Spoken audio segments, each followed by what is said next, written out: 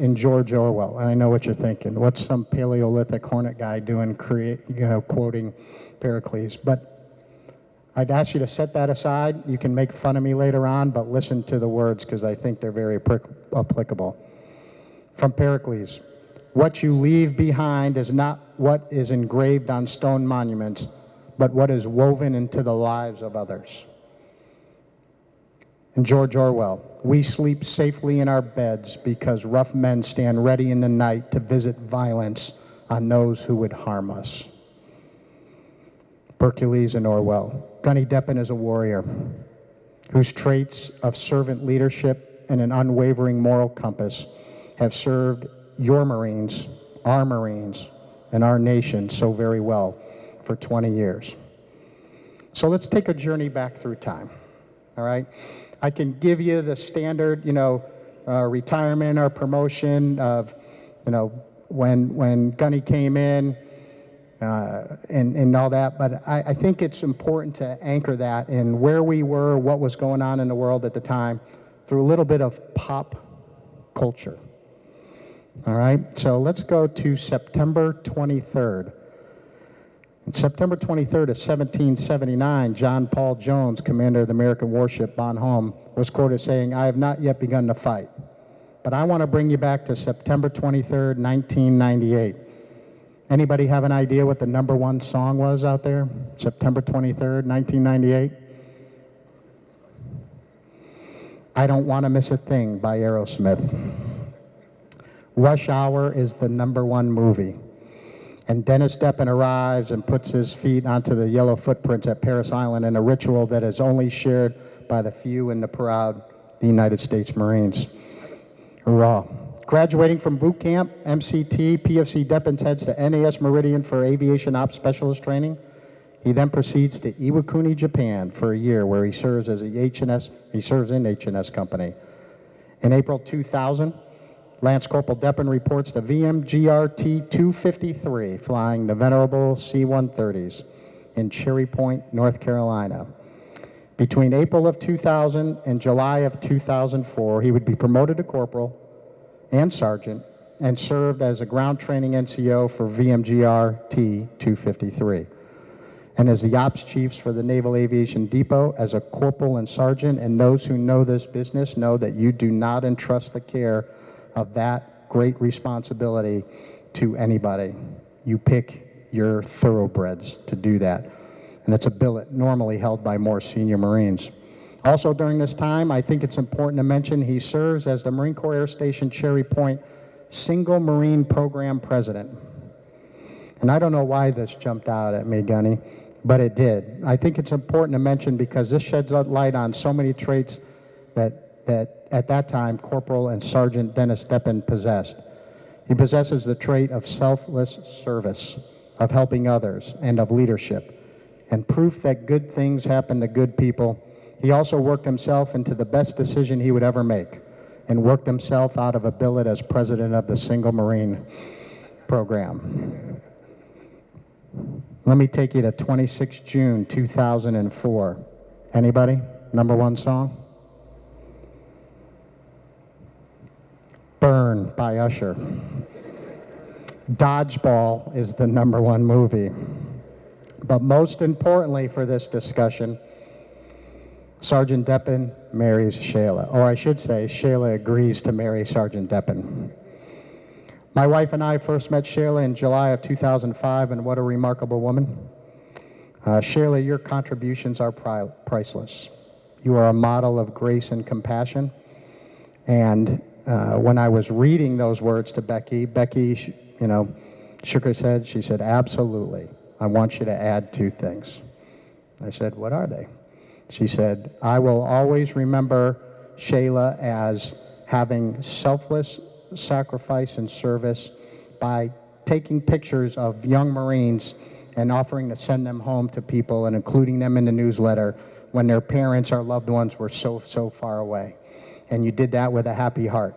And the second thing that Becky asked me to mention was your infectious smile. A beautiful woman who lights up the room with her smile. It's evident right now. I mean, you got that, right? So thank you for your years of selfless sacrifice, for the young Marines, families that you touched, for supporting Dennis through his career. Thank you very much. We greatly appreciate it.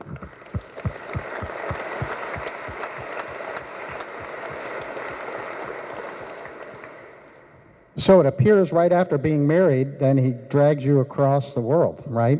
They get stationed at Marine Corps Air Station Iwakuni, Japan, where he serves as the ops chief for the best Marine Corps fighter squadron ever to roam the skies, VMFA 212. And if you have a pressure with that, and we can take it up afterwards.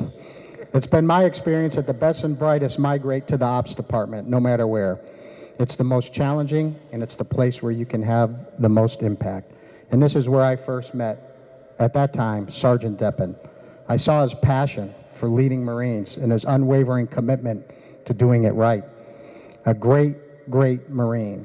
And while in VMFA 212, Sergeant Deppen is selected as a Squadron Color Sergeant. He's also selected as a Marine Corps Institute Student of the Year. So now we know that he's migrated into ops. He's been selected. He's been given more authorities and billets more senior to his grade than normal. Now he's also proving himself as a student. MCI Student of the Year. That is not an easy task. I'll tell you, there is tremendous infighting that goes on for that, but he is awarded the MCI Student of the Year. From the world's best fighter attack squadron, he heads to recruiting, a very difficult and demanding job. And for how many people have been in the recruiting world out here? Yeah, so there's a reason. I saw probably 4 or 5 hands that were up. The graveyard is full of recruiters who didn't make it. It really is. It's a tremendously tough job. The new mission begins on the 1st of every month. So while he's there, he's selected as the Officer Selection Team of the Year for the 8th Marine Corps District, as the Officer Selection Assistant for the Year for the 8th Marine Corps District, and twice finishes in the top 5 for officer procurement in the nation. Think about that, in the nation. Recruiting in a time of war, not an easy task. And there is, that time,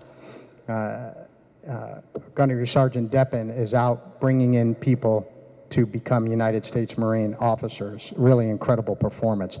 And impressive as these accomplishments are, something even greater occurs. Let me take you to 22 February 2007. Sounds familiar, Xavier, huh? All right. Anybody have an idea what's the #1 song? Irreplaceable by Beyonce. It's good. It's good. Ghost Rider with Nicolas Cage is the #1 movie, but most importantly, Xavier is born. So Xavier, thank you for the role that you play. I can't tell you how many times your dad has bragged about what a great young man you are, how you have helped him go along this career and this journey. So Xavier, you the man. You really are. Well done, champ. Champ, we love you. Thank you.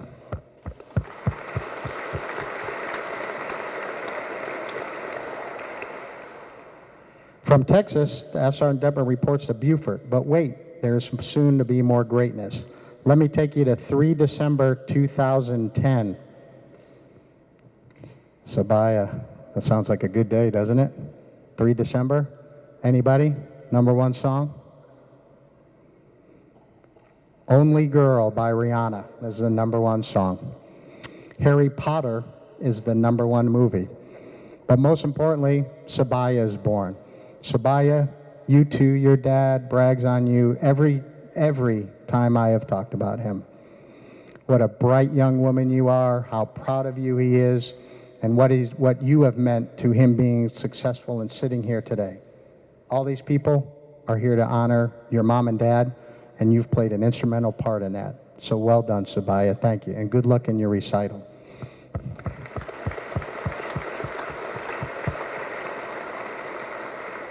So while in Beaufort, he makes a deployment as an IA to Iraq as the ops chief at FOB Dwyer.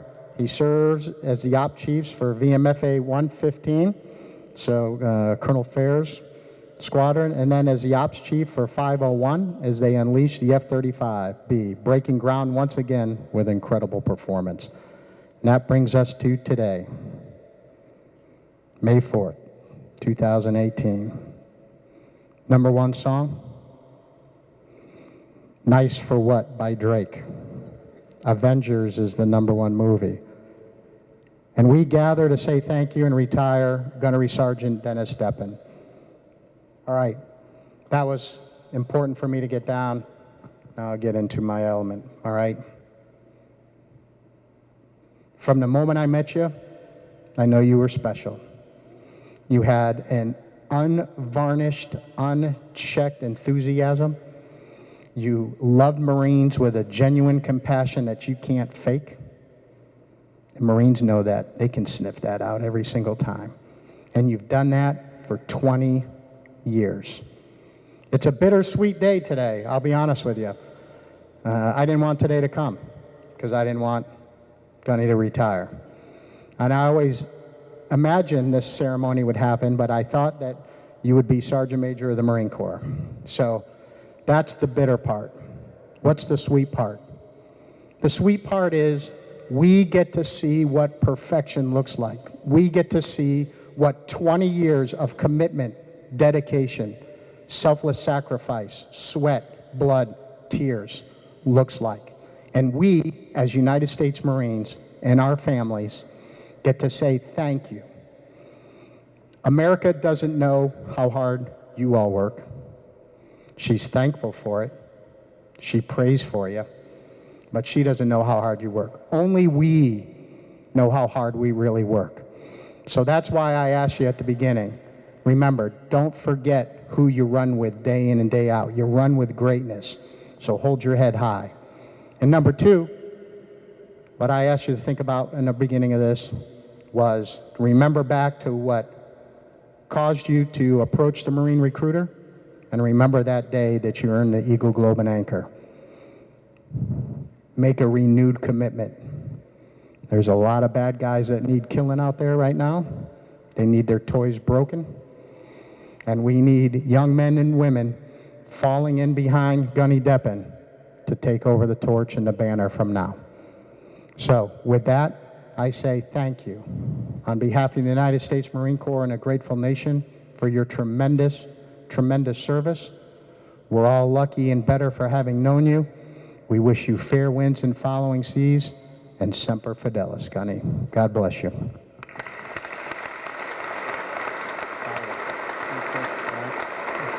Just take your time. Take your time. Take it all in.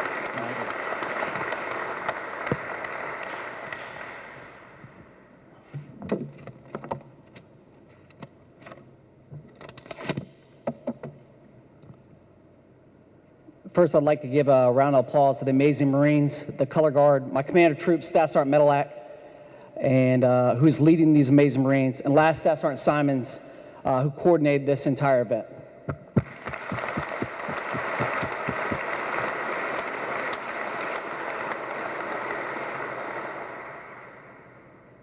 Thank you to all the Marines, families, friends that traveled to spend this special day with me. I'd like to personally thank Colonel Latt and Sergeant Major Moeller for allowing me to pause our work to celebrate this amazing journey, and Lieutenant Colonel Levine and the Marines of 501 to allow me to use this hangar. Now let me share a little bit about the amazing man that was just before you. Brigadier General Cederholm. In 2004, I joined VFA 212. In September 2005, then Lieutenant Colonel Cederholm became my commanding officer. Prior to his arrival, we were the bad news bearers of 1st Marine Aircraft Wing. We were terrible. Immediately after his change of command, he didn't take pictures with his family, nor smooth it up with general officers and attendants. He pulled every Marine under his command in the hangar and told us starting today, we were going to be the greatest F-18 squadron in the 1st Marine Aircraft Wing and the Marine Corps. It was a fiery speech that had us all excited to come to work on Monday. That next week, Lieutenant Colonel Cederholm walked into my office with a huge stack of papers.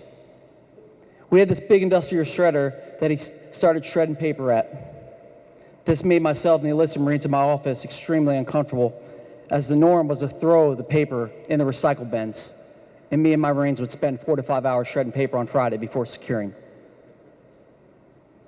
I approached him and said, "Sir, We can take care of that for you. He responded with a big smile on his face. If the CEO can shred his paper, so can everyone else.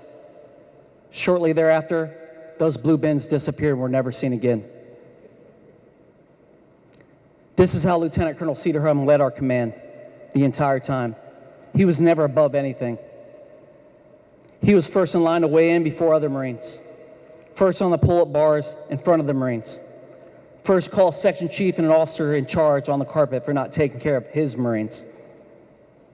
The real reason, sir, I asked you to be my retiring officer is because you're never above the enlisted Marines that you led and continue to lead. You are a great man, husband, father, and model Marine officer. I've always judged every Marine officer in my career against you. From the bottom of my heart, Masabi. From the bottom of my heart, my family and I thank you for being my retiring officer.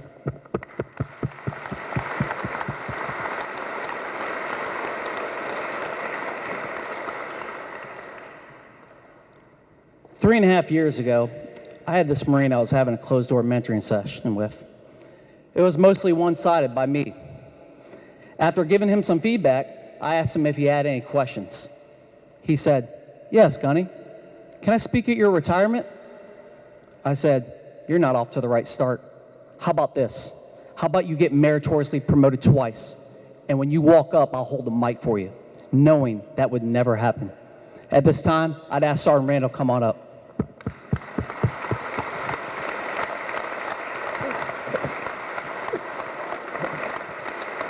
Thank you.